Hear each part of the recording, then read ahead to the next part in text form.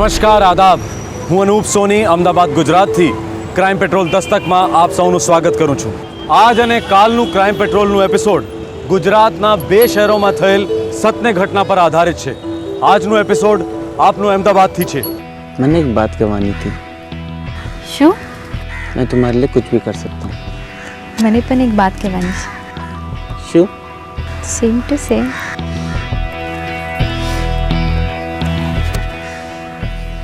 मरते दम तक साथ रहेंगे,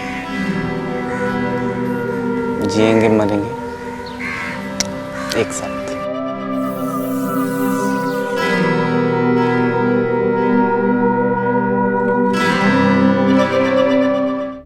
अमर प्रेम जवानी दीवानी मरते दम तक, ये सिर्फ फिल्मों के टाइटल्स नहीं बल्कि उस खुमार का नाम है जो दो जवान प्रेमियों को एक दूसरे से पागलपन की हद तक बांधे रखता है. एक बार इस प्यार का बुखार चढ़ जाए तो फिर सारी दुनिया, सारे रिश्ते नाते एक तरफ हो जाते हैं. जैसे जैसे ये बुखार चढ़ता जाता है वैसे वैसे प्रेम रोग के दोनों मरीज सारी हदें पार करने लगते हैं. जिंदगियां दांव पर लगी होती हैं और अक्सर उनकी जो इन प्रेमियों के करीबी होते हैं. 2011 अहमदाबाद, गुजरात.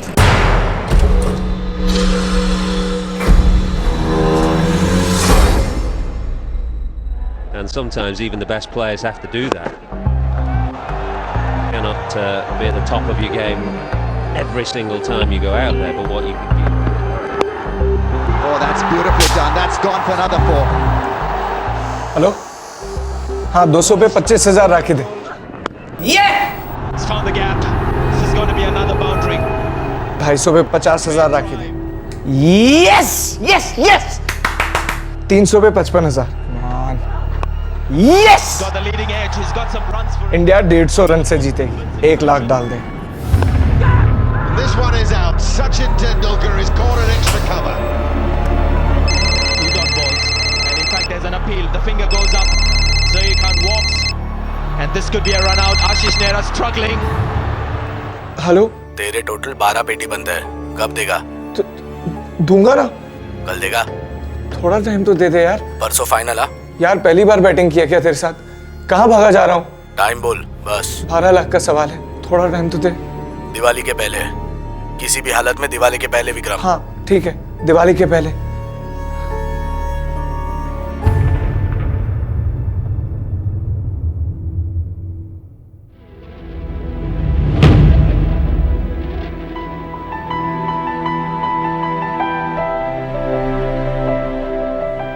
आशु, अभी तक पहली रोटी पर ही हो. स्ट्रांग बनना है या नहीं?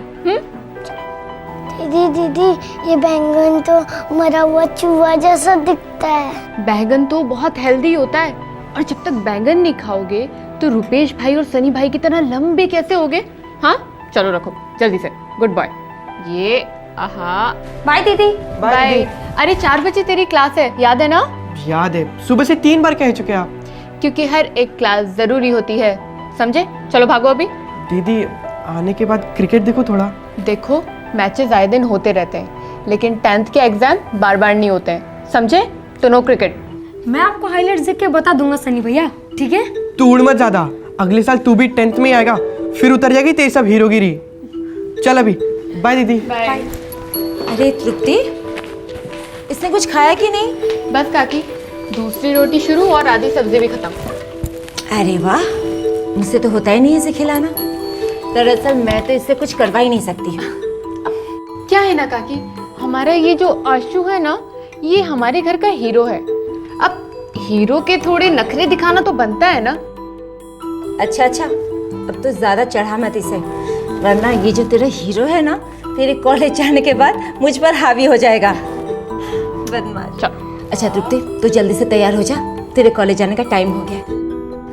ठीक है, बाय मेरे आशु हीरो. बाय. पापा, दवाइयाँ ली आपने? बेटा नाश्ते से पहले की सारी दवाइयाँ ले ली है मैंने. अब आप जल्दी से नाश्ता कर लीजिए और बाकी की गोलियां भी ले लीजिए. हाँ पापा, बस आपको जल्दी से ठीक हो जाना है और फिर दिवाली में हर साल की तरह इस साल भी हम लोग जमकर पटाखे फोड़ेंगे. और एक बार आपकी तबीयत ठीक हो जाए ना तो अंबाजी के दर्शन जाने की सोच रखी थी। और मम्मी पता है क्या, काका भी आज मुझसे कह रहे थे कि सब लोग अंबाजी हो आते हैं। ये शाम काम पे निकल गया क्या? दिवाली का सीजन चल रहा है ना, सुबह सुबह 9 बजे ही चला गया है। हे भगवान, 10 बज गए। मैं भागती हूँ, मेरी क्लास मिस हो जाएगी। पापा आप अपनी दवाइयाँ टाइम पर ले लीजिएगा क्योंकि आपके लिए डेडलाइन है। दिवाली से पहले ठीक होना है ना? हाँ बेटा, ठीक हो जाएंगे।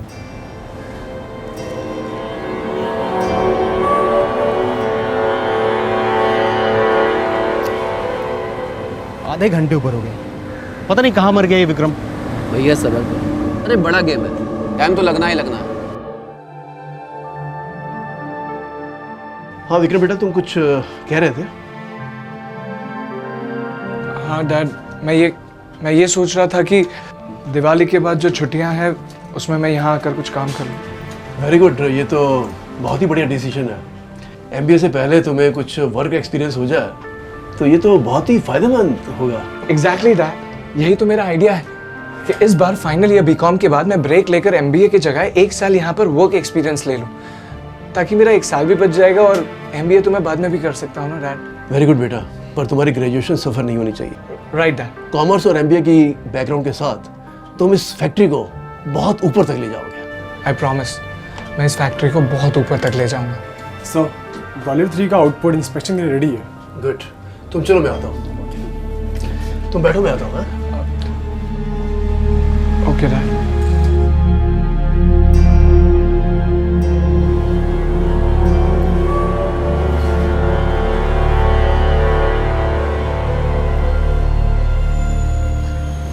क्या हुआ? कुछ नहीं, हिम्मत ही नहीं हुई डैड से पैसे मांगने की। तो अब कुछ और सोचूंगा। बीकॉम के फाइनल ईयर स्टूडेंट विक्रम के लिए 2011 की दिवाली अंधेरे में घिरी हुई थी। कुछ ही दिनों में उसे 12 लाख का कर्ज चुकाना था जो उसने क्रिकेट बैटिंग के नशे के कारण मोल लिया था।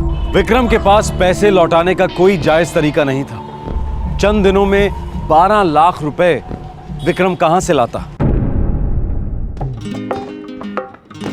पहले ऐसे, फिर ऐसे और फिर ऐसे।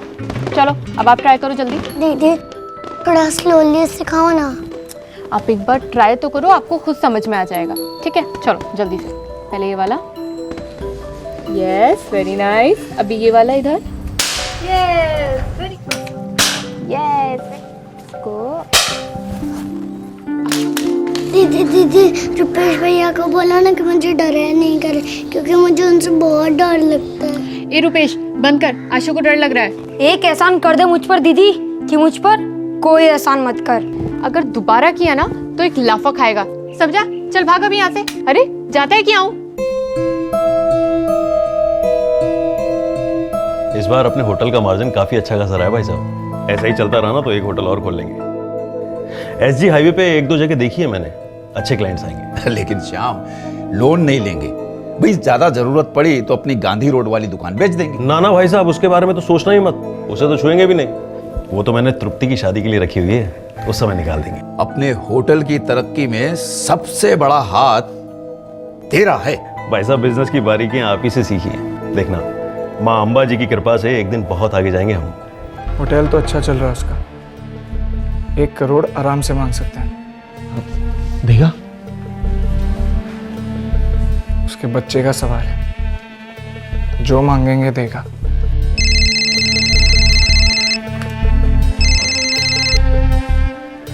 हाँ बोल। क्या बोलूं? बोलती बंद क्यों हो गई? कल दिवाली है, मैंने 12 पेटी जमा नहीं किया ना तो लग जाएगी, और मेरी लगी तो तेरी लग जाएगी। किसी की नहीं लगेगी यार, और कल तेरे हाथ में पैसे होंगे।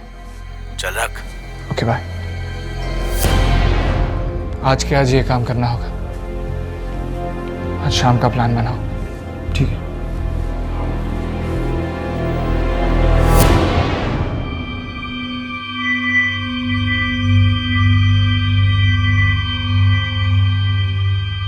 अरे यार 3 घंटे से घर पे नजर रखी और अभी तक घर से एक मक्खी भी बाहर नहीं निकली।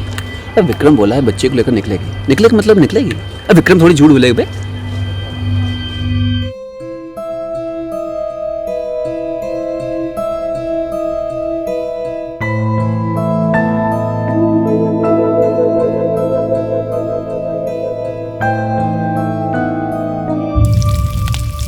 मम्मी आपने मुझे बताया नहीं पापा की मेडिसिन खत्म हो गई है। मैं कॉलेज से लौटते टाइम ले आती।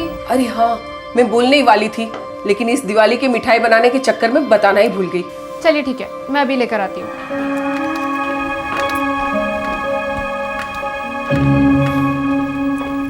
ए आशु हीरो, चलेगा स्कूटी पे? ये मार्केट जाएंगे और ये वापस लौट आएंगे। Zip JAP zoom. हाँ, जिप जैप जूम।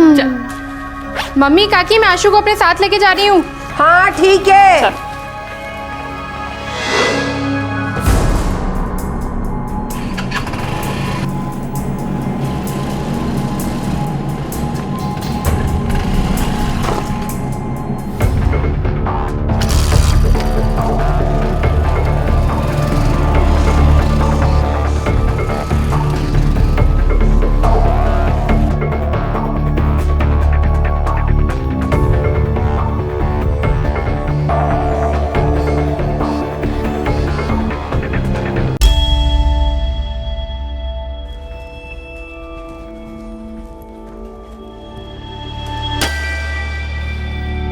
देविका।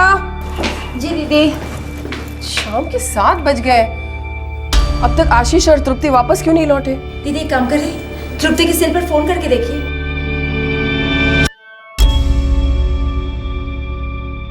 आपके द्वारा डायल किया गया नंबर फिलहाल स्विच ऑफ है।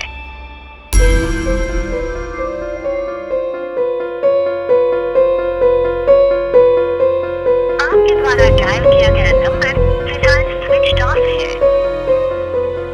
Switch off. इनकी दवाइयाँ खत्म हो गई थी, तो उसने कहा कि मैं मेडिकल स्टोर से ले आती हूँ। मैं देख के आता हूँ।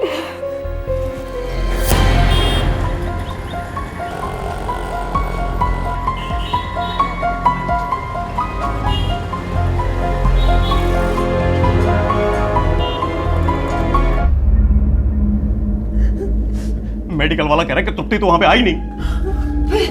तो किसी दूसरी दुकान पर गई होगी। भाई साहब मैंने पूछा उस दुकान वाले से, वो कहता है कि उसके पास में वो सारी दवाएं जो आपके लिए आती हैं। जब सारी दवाएं हमारे उसी के यहाँ से आती है तो फिर तृप्ति दूसरी दुकान पे कैसे जाएगी? मैं तो कहता हूं पुलिस को बुलाते हैं। हेलो, श्याम मनसुखानी। हाँ कौन बोल रहे हैं आप? गहरी सांस ले और ध्यान से मेरी बात सुन। कौन बोल रहे हैं आप? अबे बोला ना, शांति रख।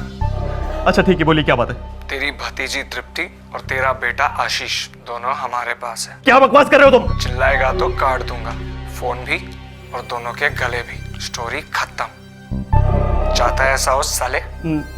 तेरा मणिनगर वाला होटल तो वैसे ही सोने की खान है, ऊपर से दिवाली के सीजन में तो हीरे मोती बरसे हैं।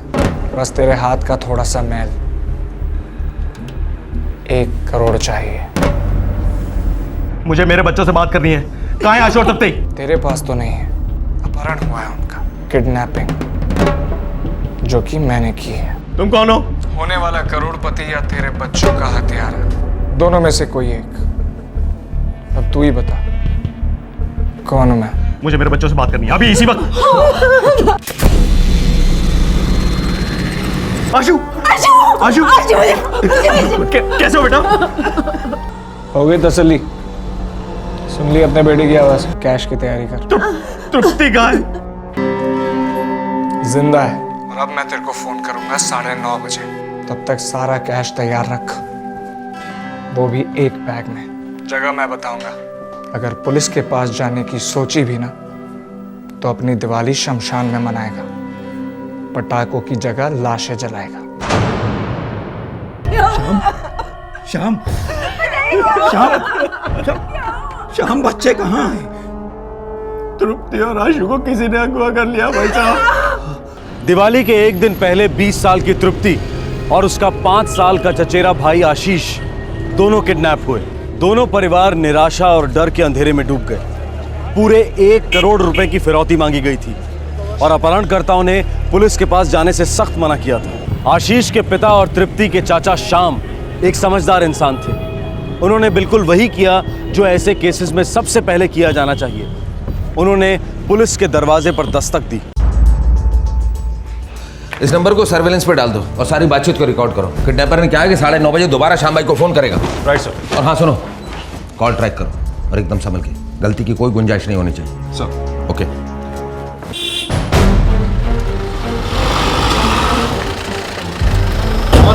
जल्दी जाओ। 8 बजे के आसपास उसका फोन आया था। ना श्याम, 8:30 हुआ के। हाँ, 8:30 बजे के आसपास। आपके सेल पर आया था? जी हाँ, मेरे सेल पे फोन आया था। बिजनेस में आपका कोई दुश्मन? नहीं इंस्पेक्टर साहब, ऐसी कोई भी बात नहीं है। मणिनगर में होटल है मेरा, सबके साथ में अच्छे ताल्लुकात हैं। किडनैपर ने लैंडलाइन पे फोन नहीं किया, आपके होटल में फोन नहीं किया, बल्कि आपके सेल पे फोन किया। जानता है वो आपकी बेटी तृप्ति आशीष को साथ ले गई 6:30 बजे के आसपास। हाँ, दवाई लेने। जी हाँ। तृप्ति ने देखा होगा कि दवाई घर में नहीं है, इसको लेने के लिए बाहर निकली। आशीष उसे दिखाई दे गया, उसे साथ लेकर चली गई। मतलब ये कि रोज का रूटीन नहीं था ये। 6:30 बजे आशीष को लेकर घर से बाहर जाएगी, कोई प्लानिंग नहीं है ये। जी नहीं, तृप्ति ने देखा कि दवाइयाँ खत्म हो गई थी तो लेने चली गई। मैंने नहीं बोला था उसे। कोई घात लगा कर बैठा होगा इस घर पर कि कब तृप्ति घर से बाहर निकले, मौके की तलाश में होगा। इंस्पेक्टर साहब, हमारे तो किसी से दुश्मनी भी नहीं है, सबके साथ में अच्छे संबंध है, कस्टमर से, सप्लायर से, यहाँ तक कि पड़ोसियों से भी ढंग से बिजनेस करते हैं। बिजनेस तो आपका बहुत अच्छा चल रहा है और बहुत अच्छी कमाई है आपकी। ये बात किडनैपर अच्छी तरह से जानता था, इसीलिए उसने आपके बेटे और आपकी भतीजी का किडनैप किया। तभी उसने 1 करोड़ रुपए की डिमांड की। वो जानता है कि बच्चों की वापसी के लिए आप इन पैसों का इंतजाम आसानी से कर लेंगे। हाँ गढ़वी सर, वो किडनैपर्स का फोन अभी भी स्विच ऑफ है, लेकिन सर हमने श्याम भाई के फोन को ट्रैकिंग पे डाल दिया। Very good. अच्छा, किडनैपर के फोन लोकेशन का कुछ पता लगा? हाँ सर, मिल गया। ये गुजरात कॉलेज रोड के आसपास ही है। एक टीम बनाकर वहां पर भेजो। और हाँ, रात का समय थोड़ा संभल के बिल्डिंग्स के अंदर की सारी मूवमेंट को रिकॉर्ड करो। सर एक बात और। बोलो। सर, करीब 1 साल पहले मनसुखानी परिवार में कुछ 65,000 रुपए के गहनों की चोरी हुई थी, और सर वो केस अभी तक सॉल्व नहीं हुआ है। ठीक है। 65,000 के जेवर चोरी हुए थे आपके घर से? जी हाँ, पिछले साल हुई थी। आपके पुलिस स्टेशन में उसका केस भी दर्ज है, लेकिन अब तक चोरी पकड़ी नहीं गई। और दोबारा जुर्म आपके घर में दाखिल हुआ, वो भी 1 साल के अंदर। इत्तेफाक है।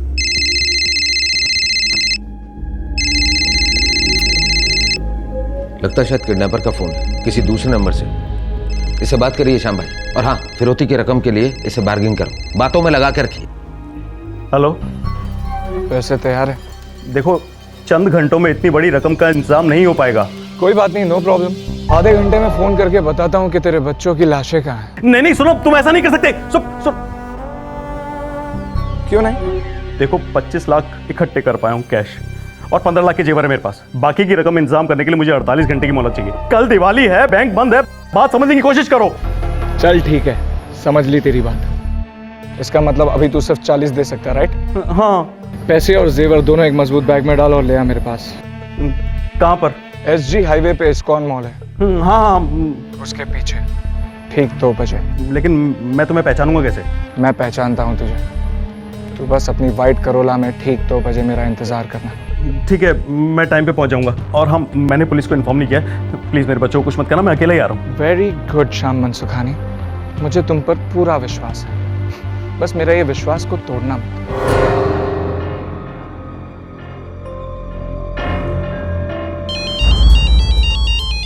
हाँ गढ़वी बोलो। सर कॉल ट्रेस हो गई, SG हाईवे, लेकिन सर मोबाइल बंद आ रहे हैं। उनके पास अलग अलग नंबर के कई सारे सिम कार्ड होंगे। उन्होंने श्याम भाई को इस्कॉन मॉल बुलाया है पैसों के साथ, लेकिन मुझे लगता है कि उसके कुछ आदमी गुजरात कॉलेज के पास भी होंगे। तुम हर जगह हाई अलर्ट रखो, सब पे वॉच रखो और मेरे फोन का इंतजार करो। Right sir. श्याम भाई, बैग रेडी करो, मिलते हैं किडनैपर से। उनकी फोन लोकेशन ट्रेस हो गई क्या? आप उसकी चिंता मत करो, वो सब हो जाएगी। आपके बच्चों को कुछ नहीं होगा। अरे लेकिन पैसा लेने के बाद बच्चे नहीं लौटाए तो? वो एक्सटॉर्शन वाले नहीं लगते, उनका शायद कोई और ही गेम प्लान है।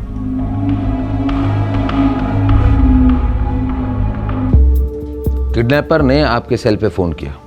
उसे अच्छी तरह से पता है कि आपके पास में वाइट करोला है और वो आपको अच्छे से पहचानता है। एक अरसे से वो आपके घर के ऊपर निगाह रखे हुए है, या फिर आपके घर का ही कोई सदस्य है जो इस पूरी प्लानिंग के अंदर इन्वॉल्व है। क्या बकवास कर रहे हो इंस्पेक्टर साहब? बिना सबूत वाला बकवास श्याम भाई।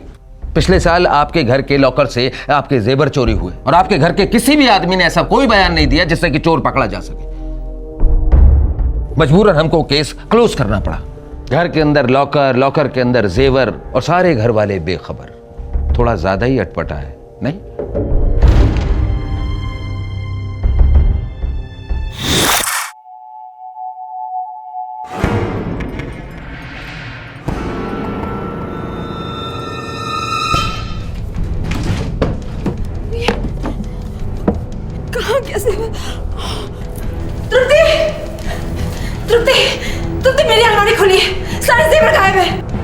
क्या क्या कह रही हो काकी? चल जल्दी चलिए। दिन दहाड़े आपके घर में चोरी हुई, उस वक्त सारे घर वाले मौजूद थे। आपने खुद इस केस को बंद कराने की हमसे मांग की। आप नहीं चाहते थे कि इस केस के लिए आपके घर के हर मेंबर के साथ में क्वेश्चनिंग की जाए। इंस्पेक्टर, बातों को जलेबी की तरह गोल गोल क्यों घुमा रहे हो? सीधे सीधे बोलो ना, क्या बात है? आप इतने उतावले क्यों हो रहे नंद किशोर मनसुखानी जी?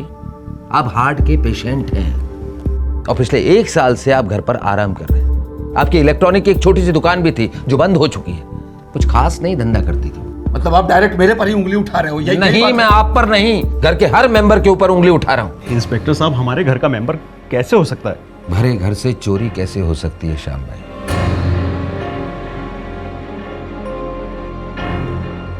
देखिए, मुझे फुल डाउट है कि पिछले साल की चोरी और ये किडनैपिंग एक दूसरे से जुड़े हुए हैं। कोई एक शख्स ऐसा है जिसे पैसे की जबरदस्त जरूरत है और उसे पता है कि आपके पास पैसे हैं। घर के किसी एक आदमी के इन्वॉल्वमेंट के बिना ये इम्पॉसिबल है।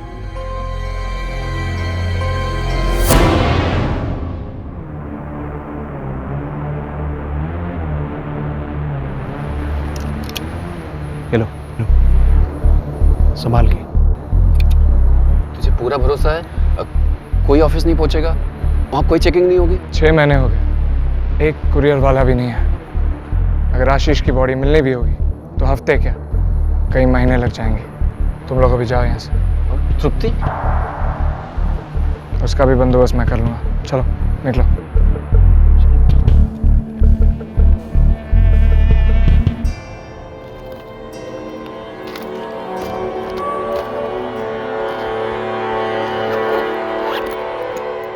तुम उसके पीछे, हम आपके पीछे रहेंगे एकदम साई की तरह। आप बिल्कुल भी टेंशन मत लो। टेंशन कैसे नहीं लूं इंस्पेक्टर साहब, हमारे बच्चे हैं उसके पास में। आपके बच्चों को कुछ नहीं होगा, हम पर भरोसा रखो।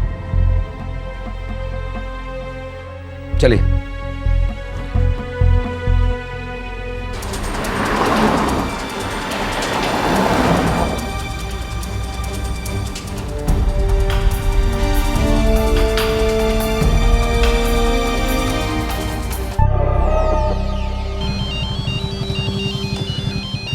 हाँ विक्रम, एक बार पैसा मिला मुझे फोन कर, बच्चे को खलास कर दूंगा। सही है, संभाल के माना, ज्यादा खून खराबा नहीं। सर, हमने पूरे 16 बिल्डिंग्स की चेकिंग की, कोई मोमेंट्स नहीं सर। तो बाकी की बिल्डिंग भी चेक करते रहो। कॉल इसी इलाके से है। सर, कुछ ऑफिसेज बिल्डिंग्स बाकी रह गए जहां हमने पूरी तरह से चेक नहीं की। तो चेक करो, अच्छे से चेक करो। कॉल किसी ऑफिस से भी आ सकता है। सारे ऑफिस छान मारो, फास्ट, क्विक।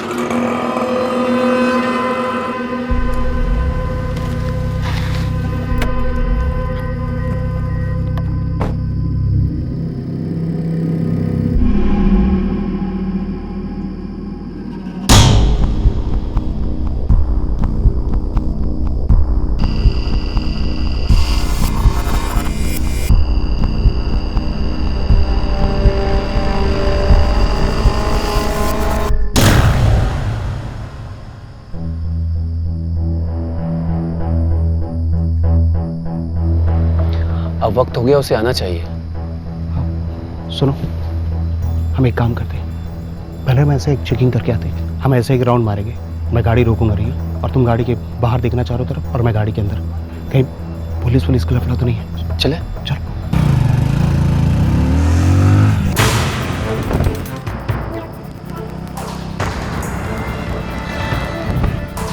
अलर्ट, एक मोटरसाइकिल आ रही है, 2 सवार हैं। ओवर।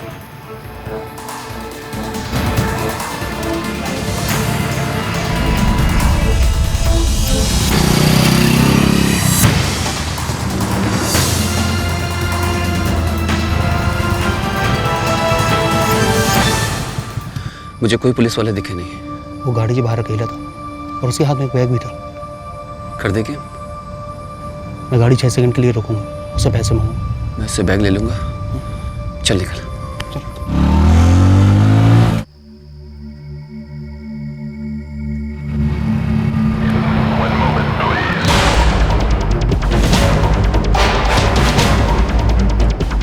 मुझे लगता है ये बाइक वाले ही हमारे टारगेट है। Okay sir. पहली बार मुआयना करने आए थे, इस बार काम करेंगे और बहुत तेजी से। Be alert.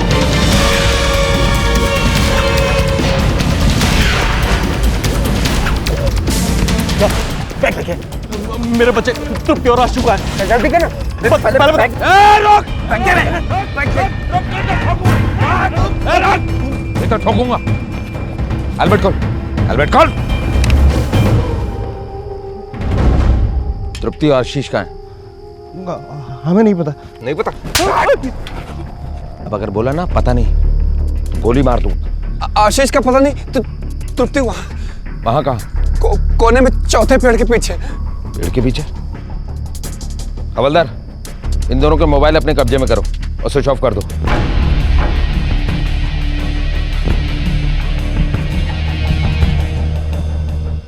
नहीं नहीं विक्रम, तुमने मुझसे प्रॉमिस किया था कि तुम आशु को कुछ नहीं करोगे। अगर उसे छोड़ दिया तो हमारा क्या होगा?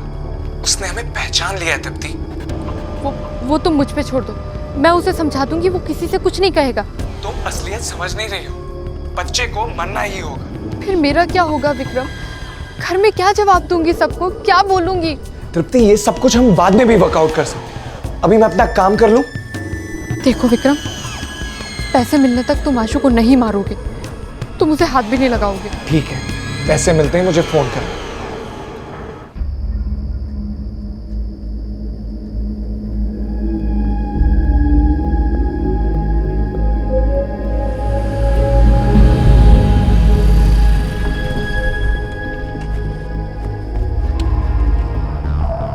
देखा तो नहीं ना किसी ने? कुछ पुलिस वालों ने देख लिया।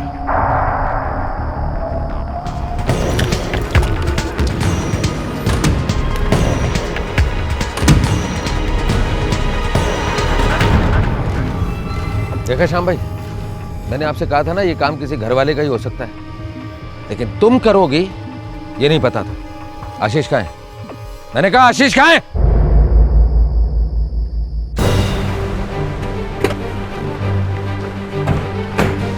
सर, हम ब्रोकर कॉम्प्लेक्स के बाहर खड़े हैं।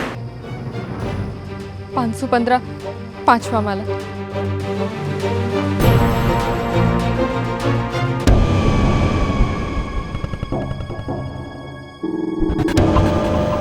सबके सेल ऑफ क्यों आ रहे?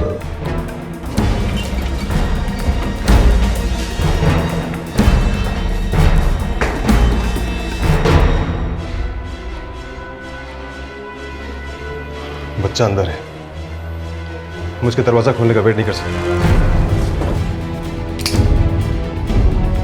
फायर करते हैं और अंदर घुसते हैं।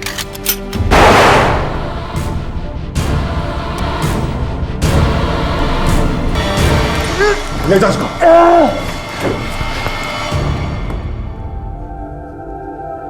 आजा बेटा, आजा।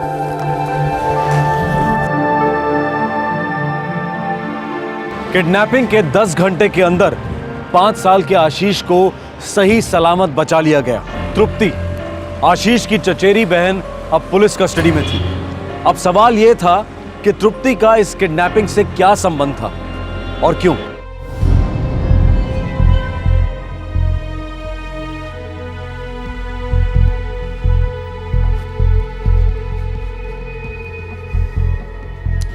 जाहिर है तुम्हारा इन किडनैपर्स के साथ कोई रिश्ता है।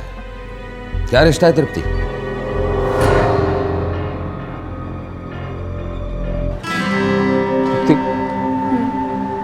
मैंने तारा थी एक बात कह विजय,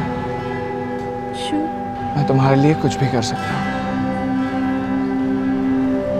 मनी पण एक बात कहनी चाहिए। शू? Same to same. मरते दम तक साथ रहेंगे, जिएंगे या मरेंगे, और एक साथ।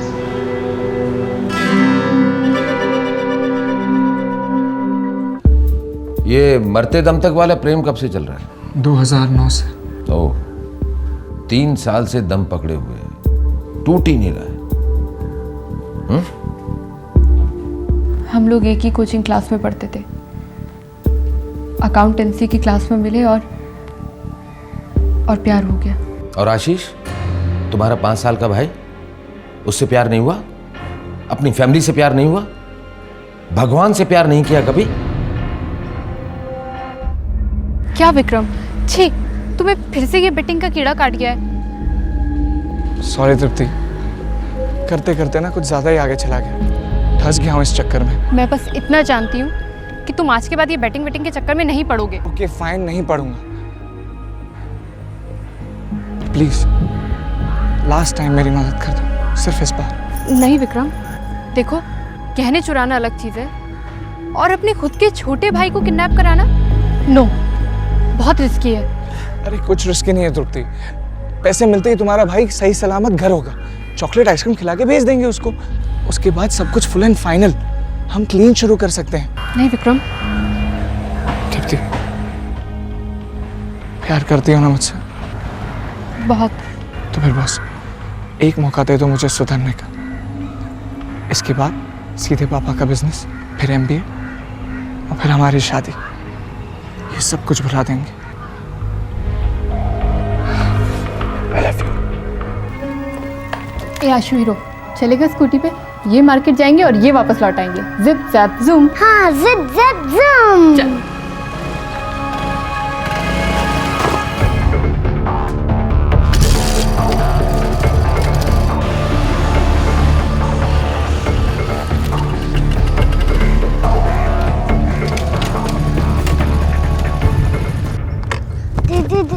इन्हें रोको, ये मुझे कहाँ ले जा रहे हैं? आशु आप डरो नहीं, हम लोग ना चोर पुलिस खेल रहे हैं। ये अंकल आपको थोड़ी देर बाइक पे घुमाएंगे और फिर घर छोड़ देंगे, ठीक है? ठीक है दीदी।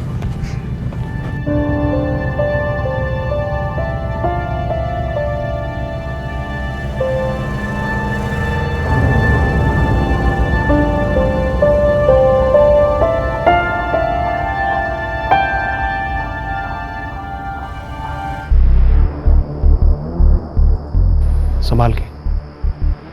तुझे पूरा भरोसा है कोई ऑफिस नहीं पहुंचेगा, वहाँ कोई चेकिंग नहीं होगी? 6 महीने से एक कुरियर वाला भी वहाँ नहीं है। अगर आशीष की बॉडी मिलने भी होगी ना, तो हफ्ते क्या कई महीने लग जाएंगे। नो विक्रम, हमारी ये डील नहीं थी। आशु को मारने की हमारी कोई बात नहीं हुई थी। आशीष अब हमारे लिए एक लायबिलिटी बन गया है। उसने सबके चेहरे देख लिए ना, और वो जानता है कि मैं और तुम एक साथ हैं। मैं और आशु भी साथ में हैं। वो मेरा भाई है विक्रम। चचेरा भाई। Same thing. और अगर तुमने आशु को मार दिया तो मैं घर वालों को क्या जवाब दूंगी विक्रम? तुम आशु को हाथ भी नहीं लगाओगे। ओके बेबी, आशु को कुछ नहीं होगा। ओके, बस एक बार पैसे तो हाथ लग जाए। अपनी बैटिंग की लत ने तुम्हें कर्ज में डुबो दिया, और इस कर्ज को मिटाने के लिए तुम एक नन्ही सी जान को मिटाने चले थे मिस्टर विक्रम।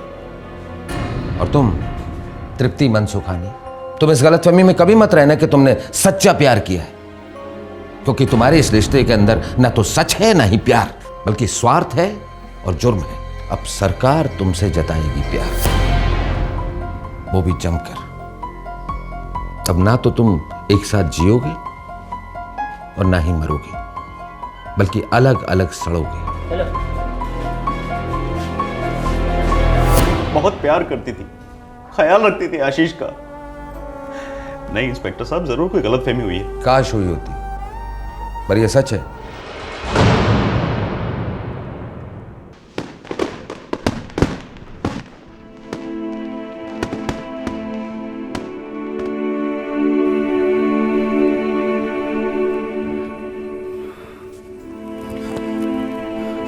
श्याम, तृप्ति कहाँ है? वो आपके साथ क्यों नहीं लौटी? कुछ तो कहिए। श्याम, क्या? कुछ तो बताइए। भाई साहब, हमारी तृप्ति का एक लड़के के साथ में अफेयर था। लड़के के साथ में? अरे पर कौन लड़का? वही लड़का जिसने हमारे आशीष की किडनैपिंग की थी। पुलिस तो ये भी कह रही थी कि हमारी तृप्ति भी किडनैपिंग में शामिल थी। पुलिस कह रही थी कि जेवर भी हमारी तृप्ति ने ही चुराए, वो भी उस लड़के के लिए। वो लड़का क्रिकेट बैटिंग में इन्वॉल्व था।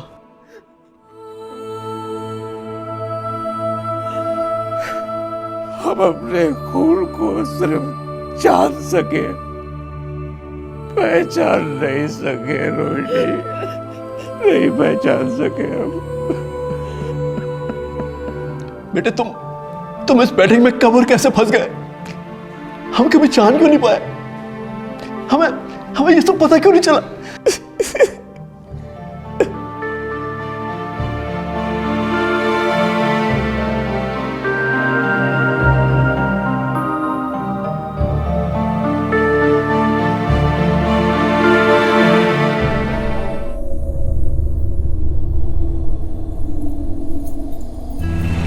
नमस्कार आदाब, હું અનૂપ સોની રાજકોટ ગુજરાતથી ક્રાઇમ પેટ્રોલ દસ્તકમાં આપ સૌનું સ્વાગત કરું છું.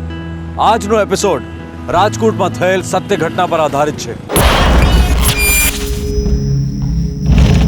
हेलो हेलो, मैं डायना बोल रही हूँ. मैं वो कोई बात नहीं, नाम बोलना ज़रूरी नहीं है, लेकिन अपनी प्रॉब्लम खुलकर बोलो. मैं एक शादीशुदा औरत हूँ और मुझे एक बच्चा भी है, लेकिन मैं एक दूसरे आदमी से अट्रैक्टेड हूँ और वो आदमी भी मैरिड है, राइट? जी. और तुम गिल्टी फील कर रही हो? बहुत ज़्यादा. सिर्फ अट्रैक्शन फील कर रही हो या बात आगे बढ़ चुकी है? अट्रैक्शन तो बहुत हाई है, कभी भी कुछ भी हो सकता है. तुम नहीं चाहोगी तो नहीं होगा. प्लीज़ मुझे एडवाइस करो, कैसे? अपने हस्बैंड से प्यार करती हो दिल से? करती हूँ, दिल से करती हूँ. तो फिर जितनी जल्दी हो सके उस दूसरे आदमी को भूल जाओ. कोई जिस्मानी अट्रैक्शन सच्चे प्यार से बढ़कर नहीं हो सकता. मैं मानती हूँ डायना, लेकिन मुझे लगता है कि मैं कमज़ोर पड़ जाऊंगी. इतना समझ लो, एक बार जिस्मानी संबंध जोड़ोगी तो काफ़ी कुछ टूट जाएगा. चंद लम्हों के सुकून के लिए सारी जिंदगी दांव पर लगाओगी. शादी में बेवफाई की अपनी एक कीमत होती है. जब लोग विवाह के दायरे का उल्लंघन करते हैं तब कई जिंदगियां बुरी तरह घायल होती हैं. आकर्षण जब बेकाबू बनकर अवैध रिलेशनशिप में बदल जाता है तो वो एक दस्तक होती है कि अब पीछे मुड़ना मुश्किल ही नहीं बल्कि असंभव है. इसकी वजह से नाजायज रिश्तों को बोझ बनने में वक्त नहीं लगता और अक्सर इस बोझ को उतारने के लिए जुर्म का सहारा लिया जाता है. अक्टूबर 2011, राजकोट, गुजरात.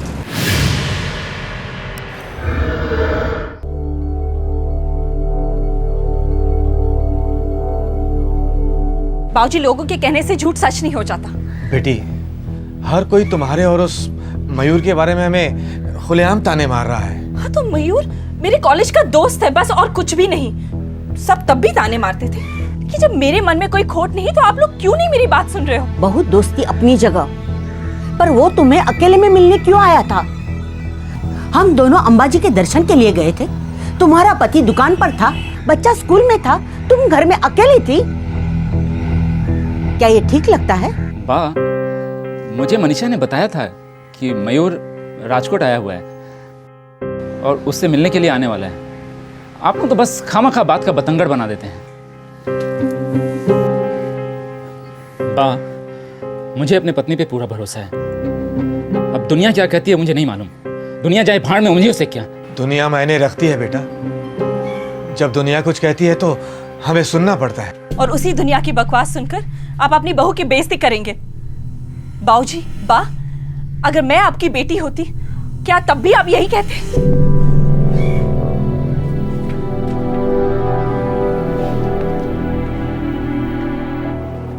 बेटा, घाव ताजा हो तभी उसे दबा देना चाहिए.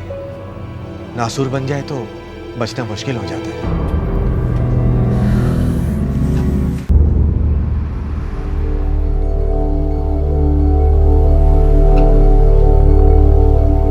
देखो दीपक, मैं तुम्हारे बा और बापू की बुराई नहीं करना चाहता और ना ही उनके खिलाफ तुम्हें भड़काना चाहता हूं, लेकिन बिना बोले रह भी नहीं सकता. उन्हें शक करने की आदत हो गई है और मुझे तो लगता है उन्हें शक करने में मजा आने लगा है. लेकिन देवेन भाई, मैं करूं तो करूं क्या? आखिर वो मेरे माता पिता हैं. देवेन भाई, माँ और बाबूजी के शक का शिकार सिर्फ मैं होती हूँ. उन्हें और किसी से कोई शिकायत नहीं है. मेरे पास एक उपाय है, अगर तुम दोनों ठंडे दिमाग से सोचो तो. बोलते रहिए, सुन रहे हैं. दोनों पार्टियों को सांस लेने के लिए जगह चाहिए, जो कि इस वक्त नहीं है. क्या आप ये कहना चाहते हैं कि हम उन दोनों से अलग हो जाएं? थोड़े टाइम के लिए. नहीं देवेन भाई, ये नहीं होगा. क्यों नहीं होगा? अरे कोई महापाप करने नहीं जा रहे हो और उनकी तबीयत भी भली अच्छी है और तुम दोनों अलग रहोगे, रिश्ता तोड़ने नहीं जा रहे हो. लेकिन फिर भी दीपक, देवेन भाई सही कह रहे हैं. तुम लोगों का हसनवाड़ी वाला मकान खाली है ना, उसकी साफ सफाई करवा लो और उसमें रहने लगो. मैं चैलेंज के साथ कहता हूँ कि 3 महीने के अंदर अंदर दोनों गाड़ियां स्मूथ पटरी पर चलने लगेंगी. हाँ,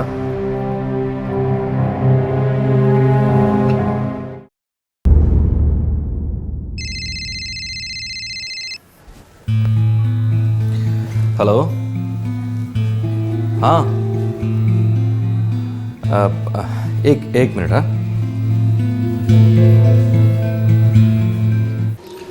हाँ, हम वहीं मिलेंगे। हाँ, मैं पहुंच जाऊंगा।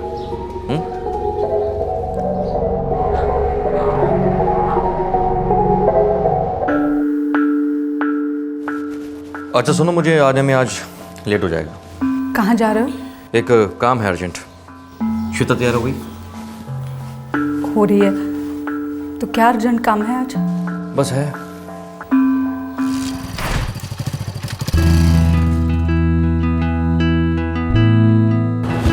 बाय मम्मा। Bye baby. बैठ गए ना? पकड़ो जोर से।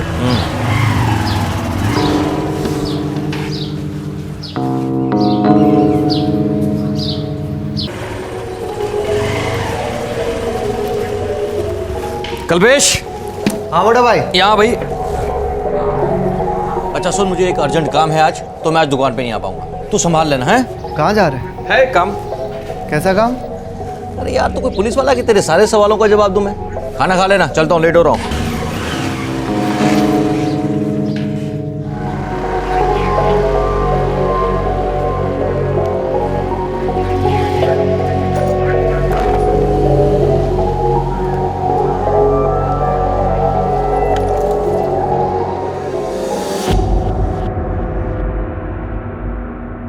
भरत ठाकुर कुछ ऐसा कर रहा था जिसे वो दुनिया से छुपा रहा था, और कल्पेश से भी, जो कि उसका चचेरा भाई भी था और बिजनेस पार्टनर भी। भरत ठाकुर आखिरकार ऐसा क्या कर रहा था?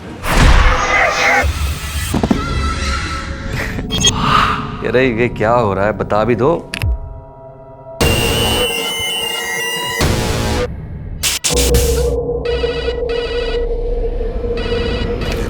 हेलो। हाँ, मैं भरत का दोस्त बोल रहा हूँ। वो कुछ अर्जेंट काम से गोधरा गया हुआ है, उसको लौटने में टाइम लगेगा। लेकिन भरत भाई ने ऐसा कुछ भी नहीं कहा था आज सुबह। आप कह रहे हैं ना मेरे जरिए?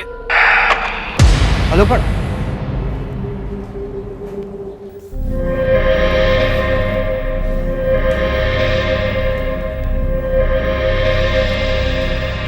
फोन भी नहीं उठा रहे।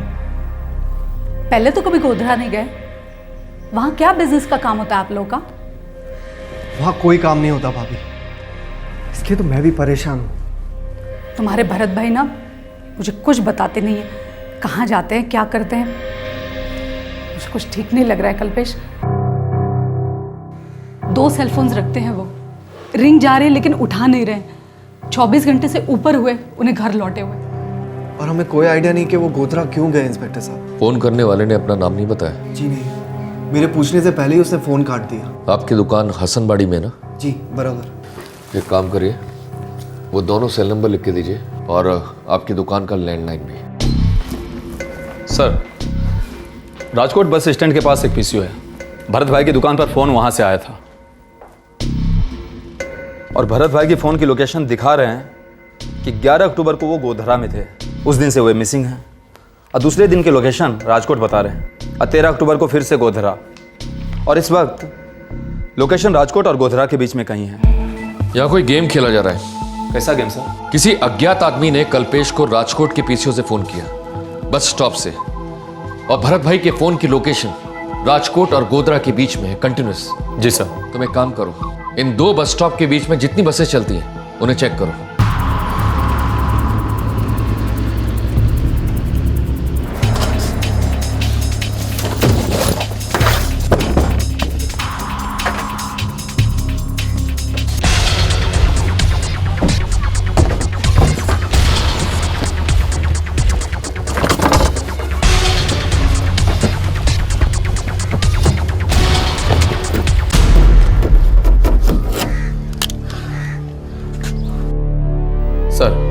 राजकोट और गोधरा के बीच में रोज 6 बसें चलती है। ये दोनों सेलफोन शाम के 5 बजे वाली बस में मिले, दोनों साइलेंट मोड पे रखे हुए थे। भरत भाई सुबह अपने घर से 10:30 बजे निकले, और उनकी वाइफ रसिका बेन ने शाम के 6 बजे से लेकर 12 बजे तक में 27 मिस कॉल किए। Yes sir. लेकिन घर से निकलने से पहले उन्होंने एक लास्ट कॉल रिसीव किया इस नंबर से।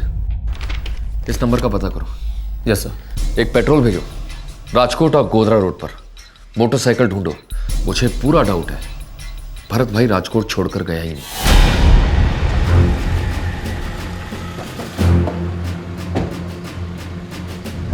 रसिका जी, आपको और हमें भटकाया जा रहा है। कौन भटका रहा है हमें? कोई अज्ञात आदमी या फिर खुद भरत भाई। लेकिन मोटा भाई ऐसा क्यों करेंगे? आप बताइए। इन दिनों भरत भाई कुछ ऐसा कर रहे थे जो आप लोगों को कुछ अजीब या अटपटा लगा हो? मुझे नहीं पता।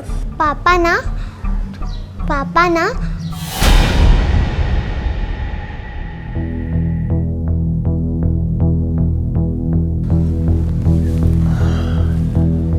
बोलो बेटा, आप कुछ पापा के बारे में कहना चाह रहे थे ना? पापा बहुत अच्छे हैं, वो मुझे बहुत प्यार करते हैं। ये तो बहुत अच्छी बात है, लेकिन आप कुछ और कहना चाह रहे थे ना? नहीं,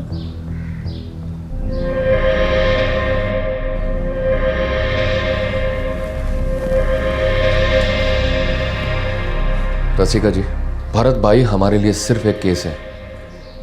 आपके लिए क्या मायने रखते हैं ये हम नहीं जानते, लेकिन इतना जरूर कहूंगा, झूठ बोलने से किसी का भला नहीं हुआ। सर, राजकोट में सिटी में भी चेकिंग की, भरत भाई की बाइक मिल ही नहीं रही है। अच्छा, फोन नंबर किसका है बता किया? Yes sir. ये आखिरी कॉल जो 9:40 में आया था वो किसी मनीषा सेठ का है। मतलब इस मनीषा सेठ ने भरत भाई के घर से निकलने से पहले फोन किया? Yes sir. और शायद रसिका बेन, भरत भाई की वाइफ, इस बात को जानती थी, लेकिन शायद उन्होंने बताया नहीं।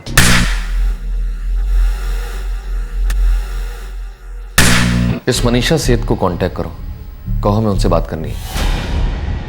जी, मैं भरत भाई को जानती हूँ।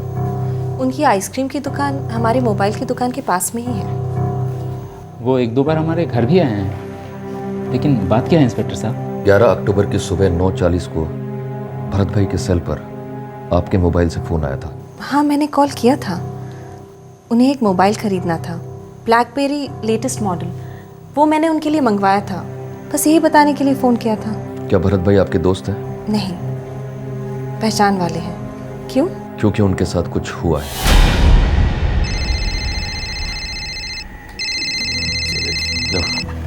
सर, मनीषा ने मुझे बताया था कि भरत भाई मोबाइल लेने के लिए आने वाले हैं, लेकिन वो आए ही नहीं। सर, भरत भाई की बाइक मिली है न्यारी डैम के पास। साहब, वहाँ बांध के पास झाड़ियों में एक गोनी है, उसमें लाश है साहब।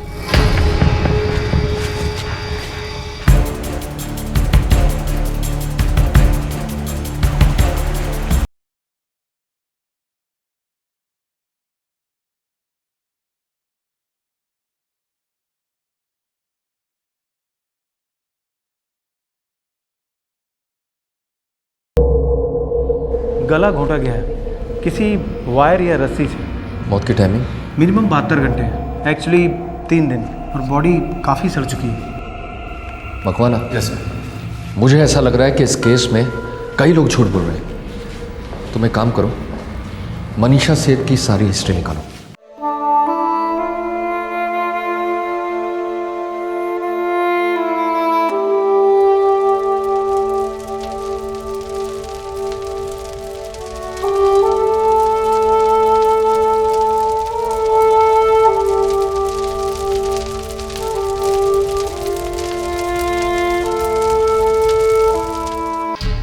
सर, मनीषा की दीपक के साथ 7 साल पहले शादी हुई। उनका 6 साल का एक लड़का है दीपू, और 3 साल पहले वे दीपक के माँ बाप से अलग हुए और अपना अलग घर बनाया। जरूर कोई स्टोरी होगी। स्टोरी है सर, रंगीन स्टोरी है। मनीषा की सास ससुर को शक था कि मनीषा का किसी मयूर नाम के आदमी के साथ अफेयर था। हर कोई तुम्हारे और उस मयूर के बारे में हमें खुलेआम ताने मार रहा है। अफेयर? हाँ सर, पड़ोसियों से बात हुई, बोल रहे थे जब जब उनके सास ससुर तीर्थ यात्रा पर जाते हैं, बच्चा स्कूल में और दीपक दुकान पर, वो मयूर दोपहर में घर आता। और ये भरत भाई, इसका कोई चक्कर इससे? दोनों की दुकान आसपास है तो अच्छी जान पहचान थी। ये औरत कत्ल कर सकती है? और अगर हाँ तो क्यों? सर, इन दोनों के बीच में कोई बिजनेस रिलेशनशिप तो नहीं थी। तो फिर कैसे रिलेशनशिप में मकाना? अफेयर होता तो कहाँ और कैसे मिला करते थे। ये भरत भाई की बेटी श्वेता कौन से स्कूल में जाती है ये पता करो।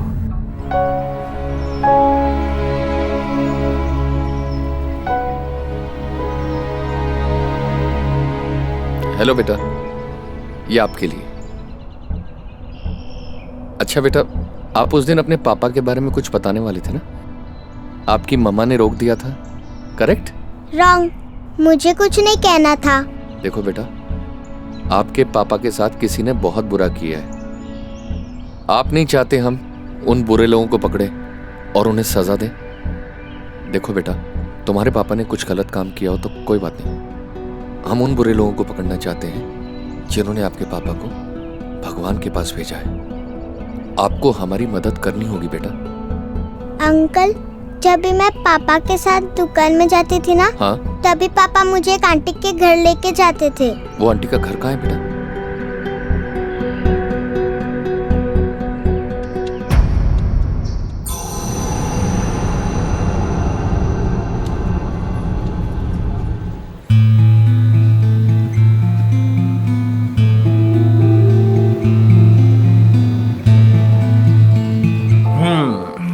तो श्वेता बेटा, आप यहाँ पर दीपू के साथ खेलो, मुझे मनीषा आंटी के साथ कुछ काम है, मैं अभी आता हूँ। और देखो कहीं जाना नहीं, यहीं पर खेलना, ओके? ओके पापा। ओके बेटा, ओके, लव यू। चलें।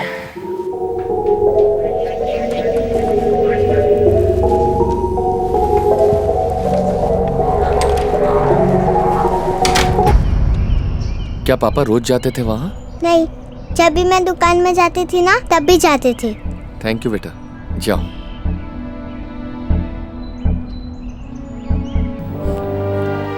तो आपने हमें भरत भाई और मनीषा के अफेयर के बारे में क्यों नहीं बताया रसिका बहन? मुझे नहीं पता किसी अफेयर के बारे में। झूठ बोलना बंद कीजिए। मैं झूठ नहीं बोल रही, मुझे सिर्फ इतना पता है कि वो किसी औरत के साथ फोन पर बात करते थे। आपको कभी शक नहीं हुआ, पर मुझे नहीं पता था कैसे पूछूं। रोज सोचती थी पूछूंगी, पर कभी हिम्मत ही नहीं हुई सच सुनने की। आपको लगता है भरत भाई का खून मनीषा सेठ ने किया है? सर, कल्पेश का ट्रैक रिकॉर्ड साफ है। वो भरत का चचेरा भाई है और सालों से वो दोनों साथ में बिजनेस करते हैं। भरत की पत्नी रसिका, वो अपने पति को नहीं मरवाएगी, तो बच्ची मनीषा सेठ, वही हमारी मुख्य आरोपी। मुझे भी उस मयूर वाले एंगल पे कुछ पॉसिबिलिटी लगती है। ले आओ उसे, उसी से पूछताछ कर लेते हैं। एक खौफनाक कत्ल और एक नाजायज रिश्तों का पिटारा। कई गड़े मुर्दे उखड़ने का इंतजार कर रहे थे। ये गड़े मुर्दे गवाह थे एक कटु सत्य के।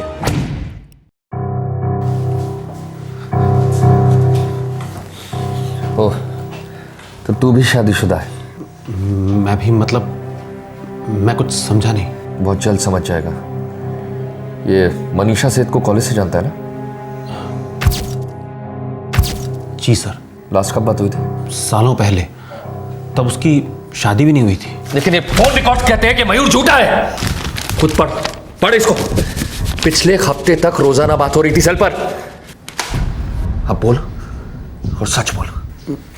मैं और मनीषा बीच बीच में मिलते रहते हैं। हाँ, भरत भाई कबाब में हड्डी थे ना? नहीं सर, भरत भाई और मनीषा सिर्फ दोस्त थे। तुझे उसकी दोस्ती खटकी और तूने उसे मरवा डाला? नहीं सर, मैंने किसी को नहीं मारा। तो भरत भाई को किसने मारा? मुझे नहीं पता, मैं सिर्फ इतना जानता हूँ कि भरत भाई मनीषा को ब्लैकमेल कर रहे थे और मनीषा बहुत डरी हुई थी। सुनो मयूर, खत्म करना होगा। किससे? हमारे अफेयर को। क्यों? मुझसे बोर हो गई हो क्या? डर गई हूँ। किससे डर गई हो? भरत भाई को हमारे अफेयर के बारे में पता चल गया है। उसने अगर मेरे हस्बैंड को बता दिया तो सब कुछ खत्म हो जाएगा, और मैं उनके प्यार और भरोसे को खोना नहीं चाहती। मैं तुम्हें खोना नहीं चाहता। तुम कहोगी तो हम कहीं बाहर मिल लेंगे, कहीं और। नहीं मयूर, बस। तुम्हारी सहेली सेजल के यहाँ, वो तो तुम्हारी बहुत अच्छी दोस्त है ना? नहीं मयूर, मैंने कहा ना, अब मैंने ठान ली है।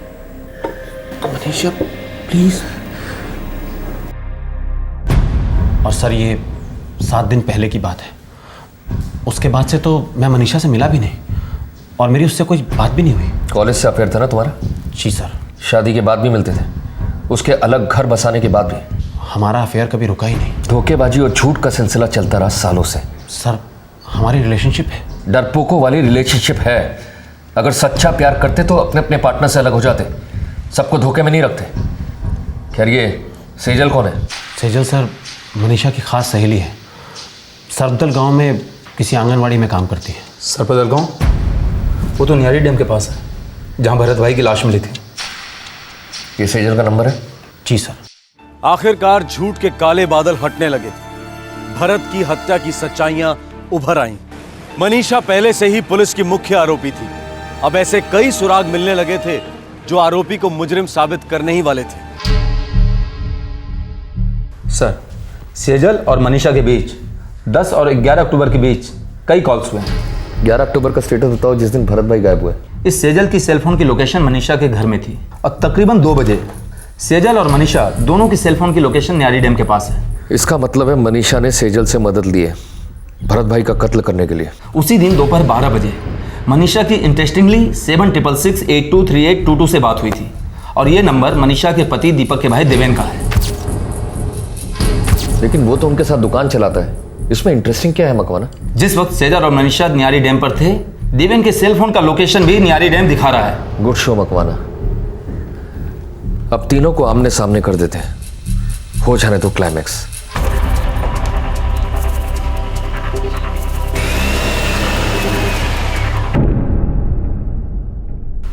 मैं भरत भाई को सिर्फ जानती थी, कोई लेना देना नहीं था। काफी लिया दिया गया मिसेस मनीषा, वरना वो आदमी मयूर का नाम लेकर आपको ब्लैकमेल क्यों करता? अब ये नहीं कहिएगा कौन मयूर। मनीषा जी, आपको मैं देवेन और सेजल से इंट्रोड्यूस करा देता हूं। मैंने आप तीनों को यहां किसी कॉलोनी की एनुअल मीटिंग के लिए नहीं बुलाया। एक कत्ल हुआ है और हमारे पास ये ठोस सबूत है कि आप तीनों ने मिलकर ये कत्ल किया है। अब अगर किसी ने भी झूठ बोला तो मुंह तोड़ दूंगा।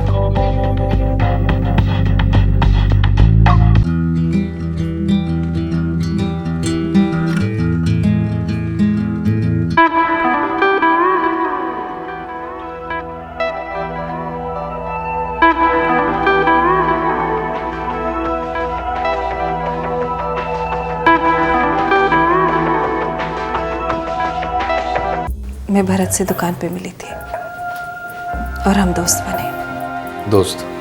हाँ दोस्त। आकर्षण था आपस में? हाँ था, पर उससे ज्यादा मैं कुछ नहीं करना चाहती थी। लेकिन भरत तो बहुत कुछ चाहता था आपसे।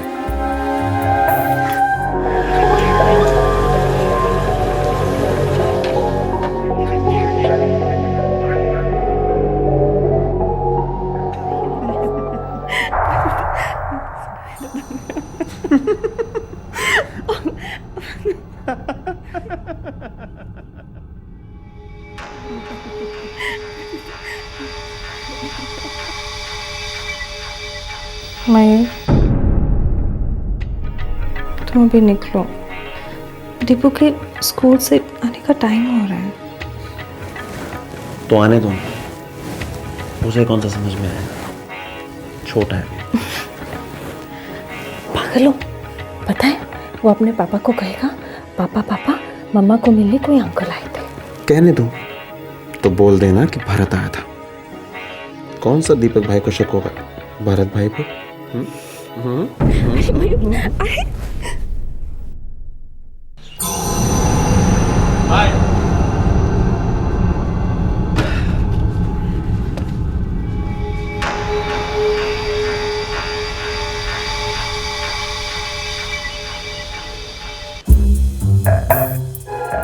भरत को मेरे और मयूर के रिश्ते के बारे में पता चल गया था। वो ये जानता था कि मैंने दीपक से ये बात छुपा के रखी। बस उसने इसी बात का फायदा उठाया और मुझसे वो सब करवाया जो वो चाहता था, मैं नहीं।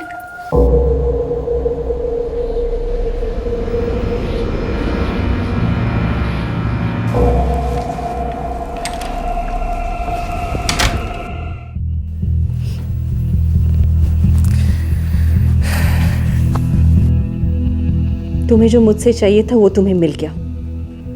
अब तुम्हारे और मेरे बीच में कुछ नहीं होगा। मनीषा, यार ये तो ज्यादती हुई ना। हाँ? अब देखो, दीपक की पीठ के पीछे तुम इतने सालों तक मयूर के साथ मस्ती मारती आई हो, है ना? अब मयूर की पीठ के पीछे थोड़ी सी मस्ती हम लोग भी कर लेते हैं। क्यों? ठीक है ना? उफ मनीषा, तू पागल हो गई है क्या? मयूर को पाने के लिए मैं कुछ भी कर सकती हूँ। सेजल, तू जानती हूँ मेरा पहला प्यार है। और शादी की अग्नि में पहले वाले सारे प्यार जलाने पड़ते हैं। ओ बस कर, फालतू के लेक्चर मत दे मुझे। तो क्या करूँ? हाँ, देख तूने अपने आप को कैसी मुसीबत में डाल ली है। वो भरत भाई तुझे लगातार ब्लैकमेल करता रहेगा। हाँ यार, वो बार बार मिलने की बात करता है। और मिलना मतलब समझती है ना तू?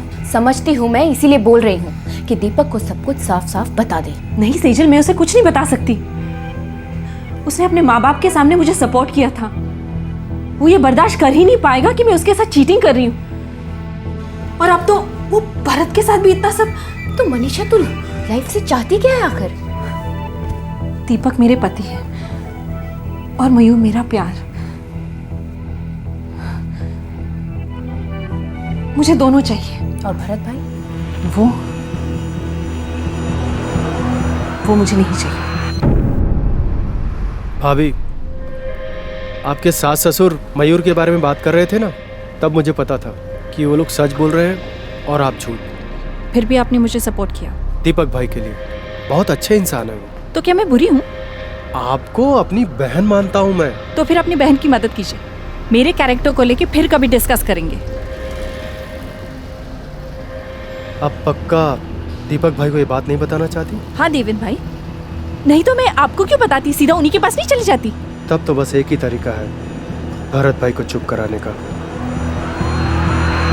नहीं नहीं नहीं, बिल्कुल नहीं। मुझे इन सब में मत घसीटो तुम।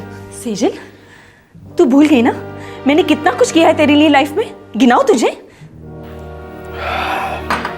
सजल बहन, किसी को कुछ भी पता नहीं चलेगा और आपका नाम तो बिल्कुल भी नहीं आएगा। मेरा प्लान एकदम फुल प्रूफ है। नहीं प्लीज प्लीज सेजल, 15 साल की दोस्ती है हमारी। तू मेरी बहन है यार, प्लीज।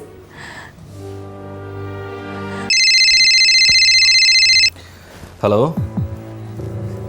हाँ, एक मिनट। हाँ, देखो भरत, तुम्हें जो मुझसे चाहिए वो मेरी फ्रेंड सेजल करेगी। अरे वाह, मेरी तो निकल पड़ी। पहले तुम्हारी दोस्त के साथ और उसके बाद तुम्हारे साथ। मेरे साथ नहीं, मेरी फ्रेंड भी ये सब कुछ मेरी शादी बचाने के लिए कर रही है। उसके साथ तुम्हें जो भी कुछ करना है एक बार करके हम दोनों को बख्श दो। अरे अच्छा बाबा, अच्छा, मैं कोई लालची भेड़िया थोड़ी ना। अच्छा ये बताओ, कब और कहाँ? मेरी फ्रेंड इस वक्त मेरे घर पे है, तुम्हारा इंतजार कर रही है। बस मैं पहुंच रहा हूँ। ये मनीषा मुझे लल्लू समझ रही है। अपनी सहेली को आगे करके मेरे हाथ से फिसलने की कोशिश कर रही। नादान है।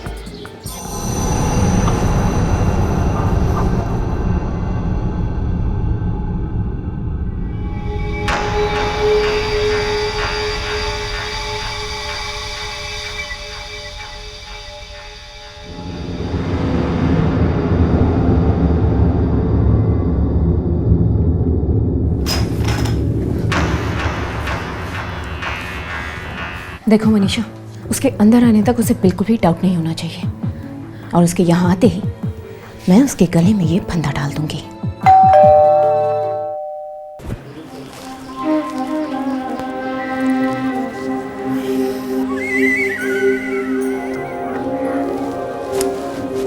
कहाँ है तुम्हारी सहेली? कहाँ है तुम्हारी सहेली? हाँ, मुझसे गेम खेल रही हो? यकीन मानो, इस गेम में तुम्हें डबल मजा आएगा। जरूर आएगा, लेकिन पहले तुम्हारी सहेली को एक बार देख तो लो। तुम मर्द लोग ना पेशेंस नाम की चीज ही नहीं पता। ये सरप्राइज? हाँ, तुम मुझे सरप्राइज देना चाहती हो, है ना? ऐसा सरप्राइज जिसे तुम कभी नहीं बोलोगे। क्या मनीषा, कुछ सबर नहीं हो रहा, उसे बुलाओ ना, प्लीज बुलाओ ना अपने दोस्त को, हैं? आओ, 1 मिनट। अरे क्या कर रही हो? अरे यार बुलाओ अपनी दोस्त को, इंतजार नहीं होता है अब। हाँ बिल्कुल, देखो सबर नहीं हो रहा है मुझसे, बिल्कुल भी सबर नहीं हो रहा, बुलाओ ना जल्दी से।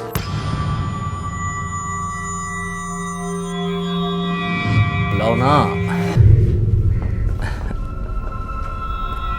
अरे क्या कर रही हो, बुलाओ ना उसे। मनीषा तुम, अरे ये क्या है, कहीं मुझे मारने वारने का प्रोग्राम तो नहीं बना रखा तुमने? हाँ तुम तो खुशी से ही मर जाओगे।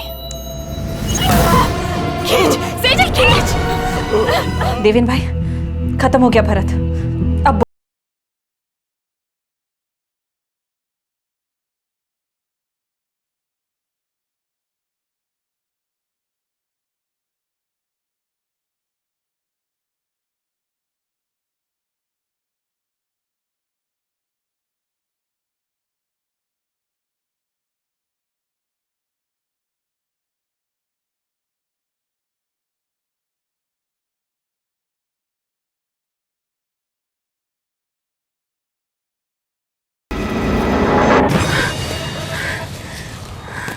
इसका सारा सामान तो निकाल लिया था ना?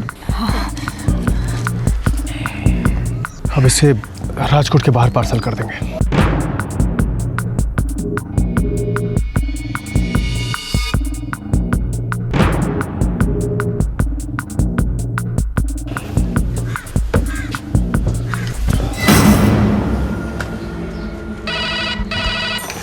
हेलो, हाँ मैं भरत का दोस्त बोल रहा हूँ। वो कुछ अर्जेंट काम से गोधरा गया हुआ है, उसको लौटने में टाइम लगेगा। लेकिन भरत भाई ने ऐसा कुछ भी नहीं कहा था आज सुबह। अब कह रहा है ना मेरे जरिए।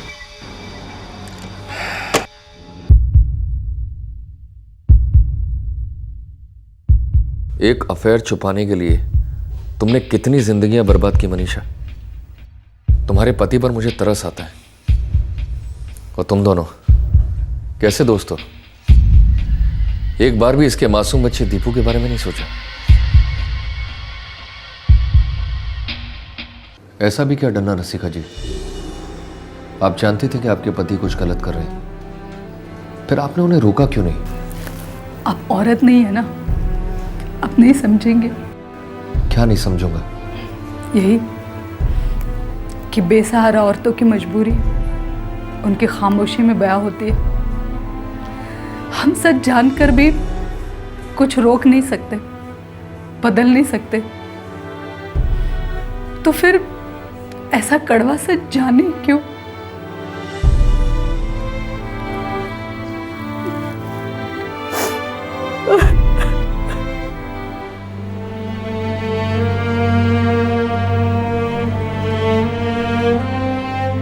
बेटे, घाव ताजा हो तभी उसे दबा देना चाहिए, नासूर बन जाए तो बचना मुश्किल हो जाता है। बोला होता मनीषा, एक बार बोला होता। हिम्मत नहीं थी दीपक, हिम्मत नहीं थी।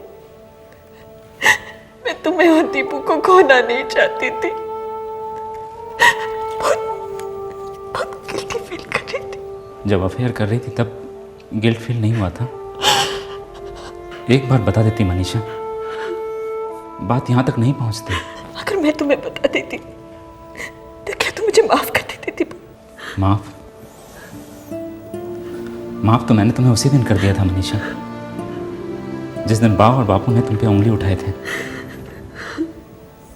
मैं जानता था मनीषा, वो लोग सच बोल रहे हैं। क्या? हाँ मनीषा,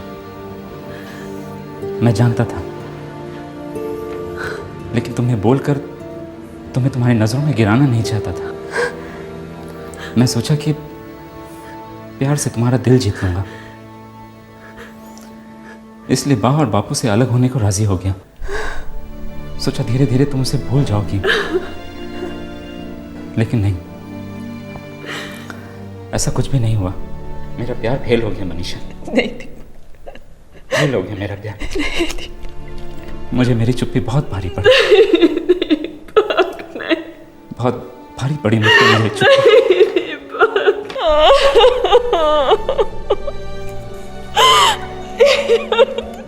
दो बालिग लोग आपस में जो भी करते हैं उसे उनका निजी मामला कहा जाता है।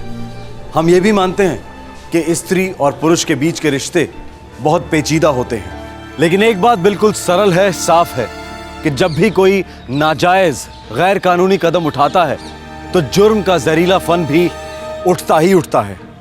लोग भले ही एक दूसरे को माफ कर दें, बुरी यादों को भुला दें, लेकिन कानून ना तो माफ कर सकता है ना भुला सकता है। कानून सिर्फ न्याय कर सकता है। रिश्ते जोड़ने या तोड़ने से पहले सोचना बहुत जरूरी है। कानून तोड़ेंगे तो अदालत सजा देगी, दिल तोड़ेंगे तो जिंदगी सजा देगी। तब तक अपना ख्याल रखें, सुरक्षित रहें। जय हिंद। इस तरह के और भी एपिसोड देखने के लिए हमारे चैनल को सब्सक्राइब करें और बेल आइकन दबाना ना भूलें।